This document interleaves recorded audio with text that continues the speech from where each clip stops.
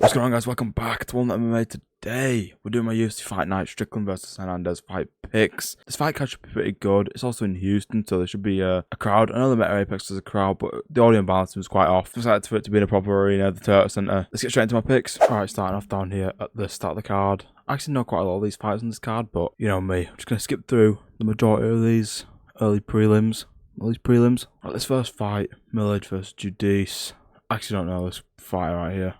My bad. It's the prelims, man. I'm a casual. I'm British casual, whatever Bedtime MMA says. I'll go with Judice to win because I know that fighter. Actually do know both these guys in this fight here. Donald Levitt got a good win after he bounced back. I guess he bounced back, right? He was off for a bit. Came back, got a good submission win over I don't remember who. This Del Valle guy, it's not his debut, right? But pretty sure he's kind of new to the UFC. I'm not mistaken on that. I'll go with Jordan Levitt by sub. Let's say sub in round 2. Don't take these picks too serious because they're just like off the dome, information that I know. I'm not going to sit and do hours of research for a fight card. I was going to say a fight card like this, but any fight card, I'm not doing that. Phil Rowe, Jean-Paul Gaultier, Le Boss Noyani.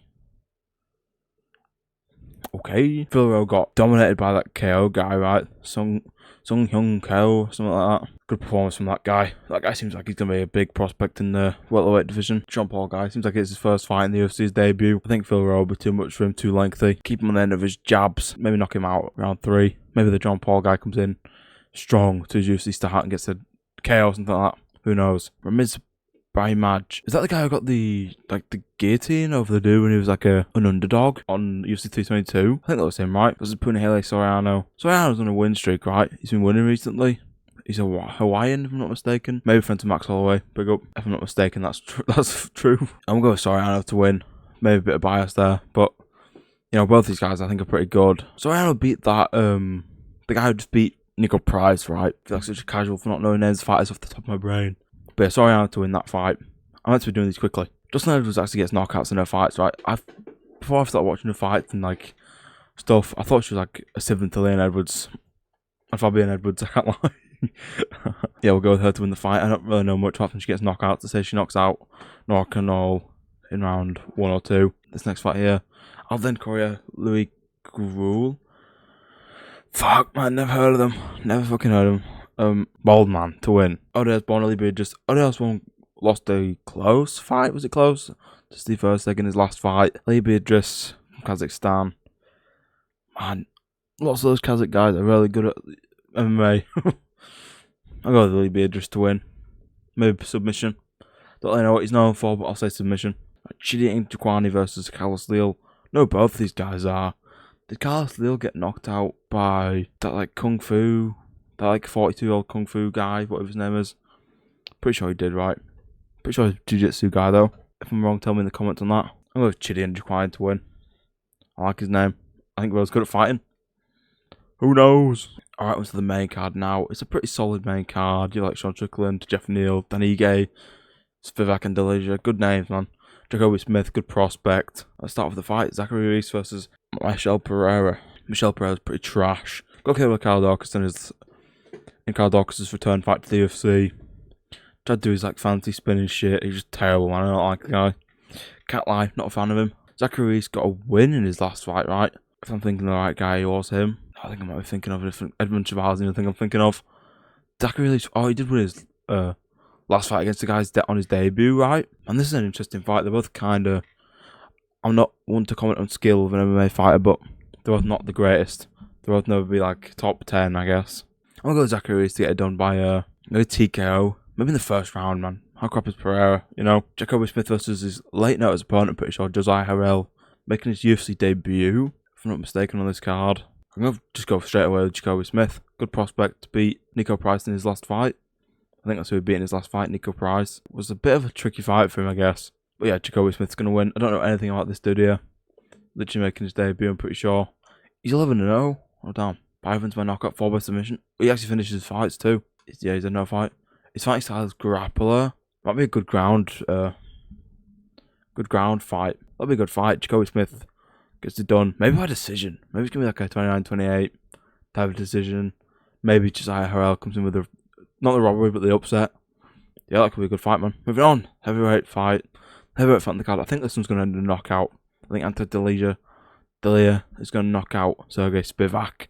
Today, it was rough in his last time out. He got the KO win, but it was an eye poke against Waldo, which got it. The fight restarted and he got KO by Waldo.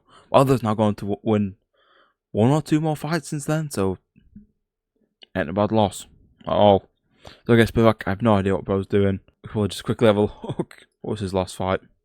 Oh, I lost to Waldo. And then I lost to Jelton, who's now shit and out of the UFC. He was outboxing Spivak, right? And knocked him out. Yeah, KOT Conan won. If that's happened to you, there's no way you're getting out of a striking fight with Antadelia. Not going to lie. Antadelia's going to win by knockout easily, man. Came into the UFC with a great win over... Was it Tiberi knocked out in his debut? I think it was. Great fight. Great performance. Hope to see him win again. Delia champion 2028. Let's go. Right, Dan Ige, Marcos Costa. I like both these fighters, man. Dan Ige being Hawaiian. Big Hawaiian fighters, man. Because Max Holloway, they're my favourite. This is Marcos Costa. Got a head kick knockout of Morgan Charrier in his last fight of the year last year. Was it the last fight? No, it wasn't the main event. Right? It was like maybe opening the main card. Oh, he's going to get a ranking spot if he beats Dan Ige. Ooh. Interesting. Can Dan Ige keep his way in? He beat Sean Woodson, right? He was a taller guy. Obviously a bit taller than Costa. I think this fight might be pretty close. Might see a decision here. Then Ige lost to Patricio Pitbull. Costa could knock him out. I could see that happening for sure. I'm going to go with Marcos Costa. Let's say like TKO round 2. Because Marcos Costa's good, man. I think he'll be top 10 during his career. Don't know about challenge for the title, but he'll definitely top 10. Maybe even get to top 5 at one point in the division. It is featherweight though. This division's pretty stacked. I don't know who would beat higher than Ige. Probably like David Onama if he's ranked higher. Or if he's even in the rankings, he might be like ranked 15. Steve Garcia would be a good fight. I think actually Steve Garcia would knocked him out. Yeah, I think he'd be like a solid. I think Marcos Costa would be like a solid top 10 guy, like a gatekeeper at top 10. Like Jeff Neal, Uros Medic, Uros the Doctor Medic, however you say it. Uros Medic. What am I on about, bro? Uros Medic, great performance in his last fight. Was that against the karate kung fu guy, whatever his name is? I can't remember. Didn't Uros Medic knock him out? But then Jeff Neal lost his last fight to Carlos Prates by a spinning elbow on UFC 319, right? It was just before Lerone Murphy knocked out Aaron Pico.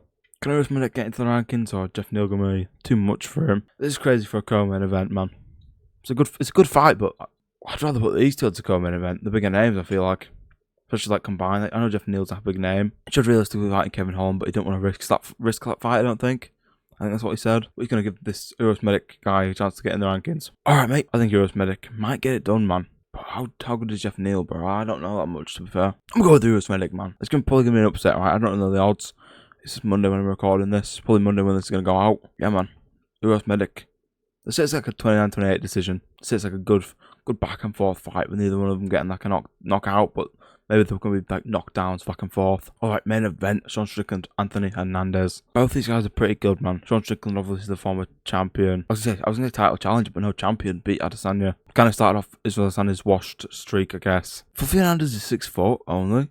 I thought it was like 6'2". There's like barely any discrepancies in the reach. It kind of just matched up with the height of it just being like 1.5 aside, I guess. It's an interesting fight, but I think Fluffy Hernandez is going to be one of those cases where Sean Strickland can just teep and jab and then hit body shots to keep him away. Anthony Hernandez does not like body shots, man. His last loss was to Kevin Holland in 2019. Hit him with a nasty knee to the body and then just knocked him out with punches. Pretty easy fight for me to pick here with Sean Strickland getting the decision win or TKO win. If he hits a nasty body shot on him, Philly shell, block, just the entire fucking time. Then last 10 seconds of the fight, start throwing crazy shit like an eagle, like I did against Paulo Costa in his last win.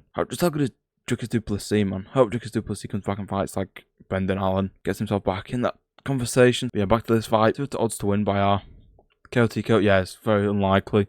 More likely for a sub from Hernandez or a decision from Strickland. I've tried them 10 minutes, that's not too bad. And then average fight them Sean Strickland 60 minutes, which means in a 3-round fight it usually goes to a decision. Knockdown average, yeah, I think Sean Strickland's probably got the power advantage in his hands. Fluffy Hernandez definitely got the grappling, but you can't really keep Strickland down. Strickland's not really there to get kept down. Unless it's against Hamzat. But Hamzat will probably just keep him down if they fight. It's an interesting fight, but I think unless Anthony Hernandez pulls a crazy win out of his hat, I think it's been an easy win for Sean Strickland. That's going to do it for my fight picks for this card. Hope you guys enjoyed this video of my fight picks for Strickland vs Hernandez.